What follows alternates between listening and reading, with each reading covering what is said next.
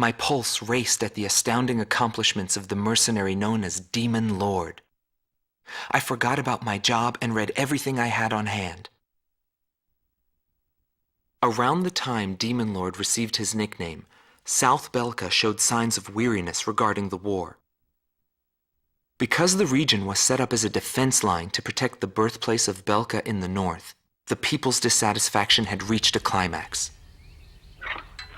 The cities declared themselves demilitarized and peacefully surrendered to the Allied forces.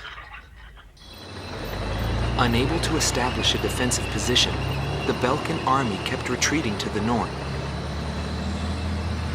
The end of the war was fast approaching. I was given an opportunity to interview the former aces of the Balkan Air Force. Back then, they were the masters of the sky, and they had also known him. So I crossed the border to follow his trail. I wanted to capture the war and the Demon Lord from their point of view, to capture the voices of those who were there.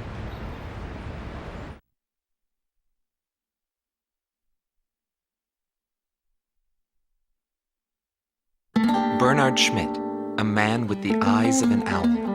Groom Team Commander, former member of the Balkan Air Force. 10th Air Division, 8th Tactical Fighter Squadron. Fighting with distinguished service on the battlefield, he earned the title of Ace with his uncanny ability to adapt quickly to the flow of battle.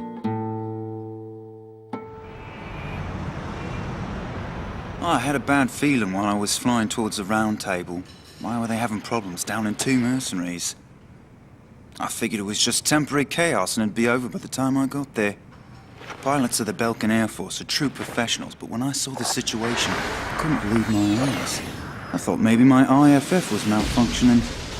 There were still 2 enemies on the radar. Everyone else in my squadron had the same reaction. This is really happening. Every now and then, guys like that appear on a battlefield. Someone special, you know? I squinted my eyes and confirmed the situation.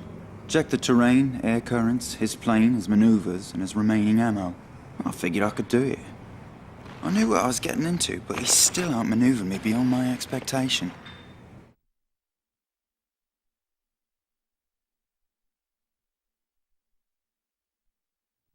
Gelb Teams Number 2, former member of the Balkan Air Force. 5th Air Division, 23rd Tactical Fighter Squadron. Rainer Altman. He flew the skies of Directus during the capital's liberation, and he's still there to this day. I met him above this very sky. I can still hear the sound of the missile alerts from that day. I received an order to fly to Directus on my way back from an intercept mission on the southern defense line. The order itself wasn't unusual. We kept being deployed from one mission to the next without receiving even the basic maintenance. But the situation was the same all around.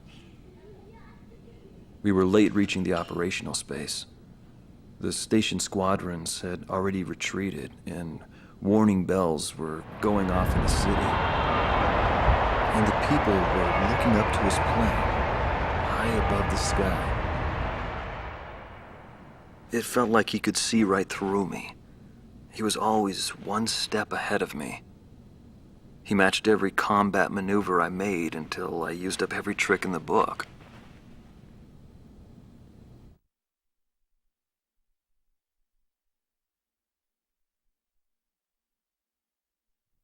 Schnee Team Commander, former member of the Balkan Air Force, 22nd Air Division, 4th Tactical Fighter Squadron. Eric Hillenbrand.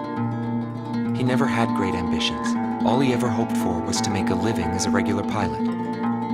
Today he works as a flight instructor for civilian pilots. The instant he shot me, I pulled the lever. I barely managed to escape from my plane as it burst into flames. After drifting from the blast, I landed below the round table. It was a wide-open, barren wasteland. How long would I have to wait for a rescue party? Radio interference within the round table was fierce. The odds of a distress signal actually reaching anyone was low. I was at a loss for what to do. Anyway, I'd really gone out with a bang this time. I took that as a sign it was time for me to retire. But just then, I heard a roaring overhead. It was his plane. I was jealous of his calm flying form. Rather than wait for the rescue team, I began to walk toward the nearest base. I was driven by desire to get back up there and fight him again. Of course, it did take me 3 days to get there. Every time I flew with him, his skill stood out. He was unstoppable. He would ascertain the situation in an instant and change the tide of battle. He was born for combat.